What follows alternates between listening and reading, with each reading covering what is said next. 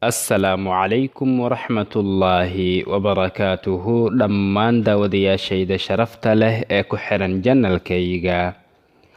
Kadib markuu Alle subxaanahu wa tacaala addoommadiisa u kala xukumo maalinka qiyaamaha oo mu'miniinta la geeyo jannada, ehlunaarkana la geeyo naarta, wuxuu ibliisku lacanahullah ehlunaarka u jeedin doonaa khudbad aad u layaab badan si uu murugtooda ugu siyaadiyo murug kale oo shallaytadoodana ugu siyaadiyo shallayto kale. Wuxuu jahannamo dhexdeeda ku fadhiisan doonaa mimbar ama kursi ka samaysan naarta, isagoo ay wada dhagaysanayaan khalqiga dhammaantooda. Markaas buu wuxuu odhan doonaa, wuxuu Alle idin yaboohay yabooh dhab ah, taasoo ah in uu abaalmarin doono qofkii ateeca, oo sidoo kalena uu ciqaabi doono qofkii ku caasiya. Alle waa uu idin oofiyey ballanqaadkiisa. Anna waxaan idin yaboohay yabooh baatil ah oo uusan waxba ka jirin. Waxaan idin sheegay in aysan jirin dib isku soo noolayn iyo is-abaalmarin iyo is-ciqaabid midna. Ballantiina waan idinkaga baxay. Anigu wax awood ah idinkuma lahayn oo idinma qasbin. Wax daliil ah ama xujo ah oo aan idin keenayna ma jirin. Keliya waan idin yeeray, idinka ayaa ikhtiyaarkiina ii soo raacdeen.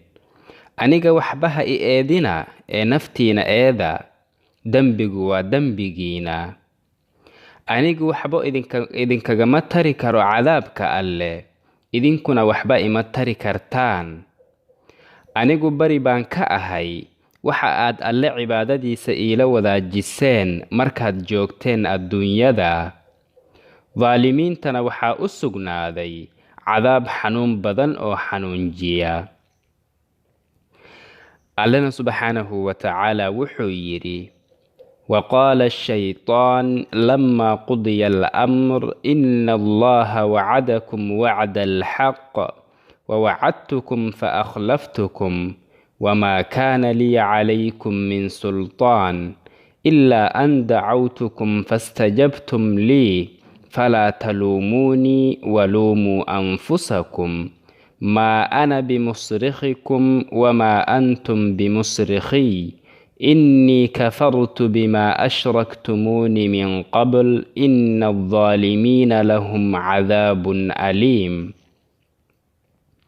wuxuu hadalkan ehlunaarka u siyaadinayaa ama u siyaadin doonaa murugo iyo shallayto aad u daran. Wuxuu kaloo Alle subxaanahu wa tacaala yidhi: ulaa'ika xisbu shaytaan alaa inna xisba shaytaani humul khaasiruun. Kuwaasi waa shaytaan xisbigiisa, shaytaan xisbigiisuna waa kuwo khasaaray. wuxuu kaloo Alle subxaanahu wa tacaala yidhi: yaa ayuha aladiina aamanuu laa tattabicuu khuطuwaati الshayطaan ومن يتبع خطوات الشيطان فإنه يأمر بالفحشاء والمنكر. kuwa Alle iyo rasuulkiisa rumeeyey oo shareecadiisa ku dhaqmayow, ha raacina shaytaan waddadiisa.